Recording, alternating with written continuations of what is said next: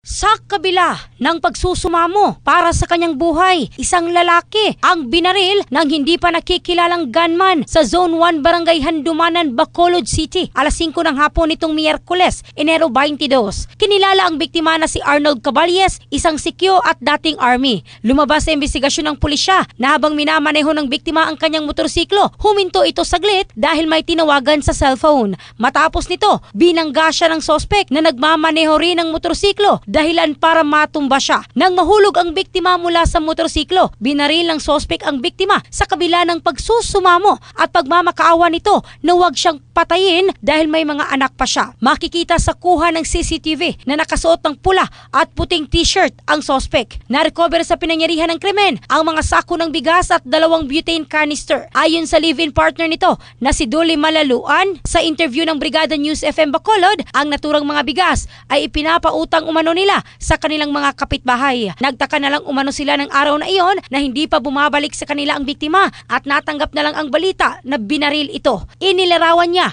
na walang bisyo ang kinakasama. Trabaho't bahay lang ito, ngunit inamin niya na may pagkastrikto ito. Hustisya ang panawagan ng pamilya. Tinitingnan ng pulisya ang posibleng love triangle o personal grudge bilang motibo ng krimen. In the heart of changing lives, ito si Michelle Craste ng Brigada News Philippines, the Music and News Authority.